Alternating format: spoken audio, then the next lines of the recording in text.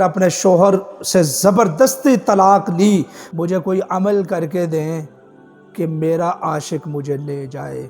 اگر کہیں پسند کی جگہ پر رشتہ کرنا ہے شریعت کی حدود میں رہتے ہوئے السلام علیکم ورحمۃ اللہ۔ باخدا اللہ کو میں نے جان دینی ہے، آج مجھے ایک بچی کا فون آیا، عورت کا فون آیا، اور اس نے مجھے بتایا کہ میرا شوہر تھا، میرے ساتھ بڑی عزت کرتا تھا، احترام کرتا تھا، مجھے حقوق دیتا تھا، لیکن میرا تعلق میرے عاشق کے ساتھ تھا۔ میں نے اپنے عاشق کے پیچھے لگ کر اپنے شوہر سے زبردستی طلاق لی، بہانے تراش کر اپنے دونوں خاندانوں کو مصیبت میں ڈال کر، جھوٹ بول کر، فتنہ برپا کر کے، اور آج اس نے جانتے ہیں کہ میرے ساتھ رابطہ کیا کہ خدا کے لیے مجھے کوئی عمل کر کے دیں کہ میرا عاشق مجھے لے جائے۔ اس نے مجھے چھوڑ دیا ہے۔ خدا کی قسم اٹھا کر کہتا ہوں کہ شریعت کی خلاف ورزی کرنے میں ماں سوا نقصان کے کوئی چیز ہاتھ نہیں لگے گی۔ اس بات کو اپنے کانوں میں بٹھا لیں، اس فقیر کی بات کو نوٹ کر لیں۔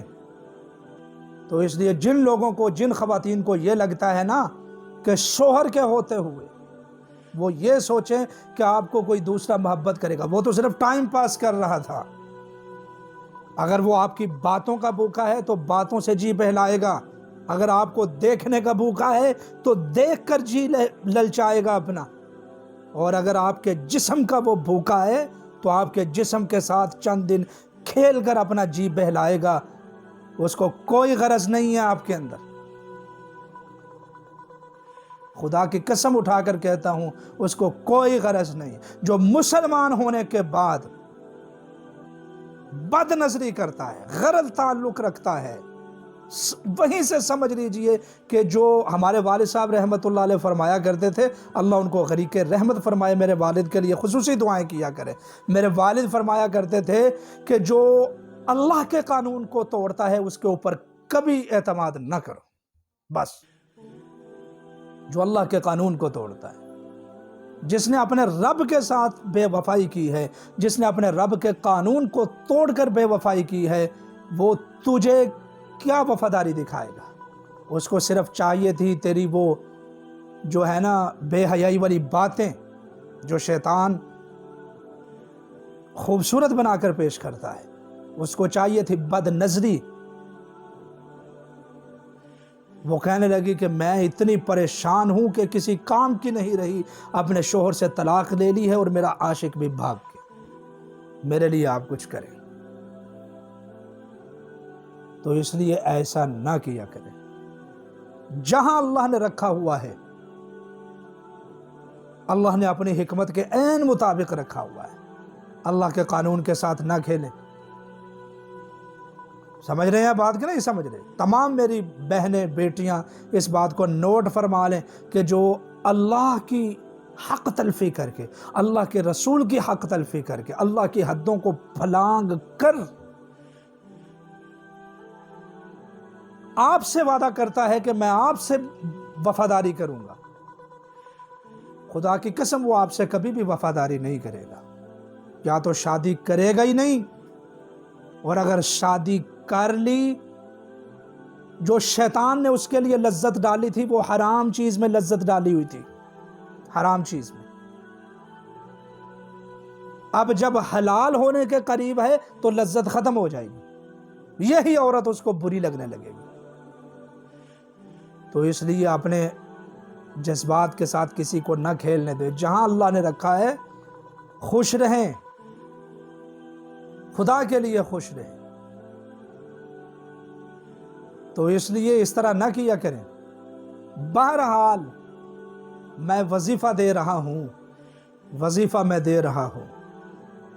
اگر کہیں پسند کی جگہ پر رشتہ کرنا ہے شریعت کی حدود میں رہتے ہوئے، غلط تعلقات کی اگر ہیں، ٹائم پاس کا اگر ارادہ ہے، قطعاً اجازت نہیں، رجعت ہوگی، زبردست قسم کی رجعت ہوگی، اور زندگی برباد ہوگی اگر ٹائم پاس کا، اگر صرف شادی کا ارادہ ہے تو پسند کی شادی کے لیے میں آپ کو یہ وظیفہ دیتا ہوں.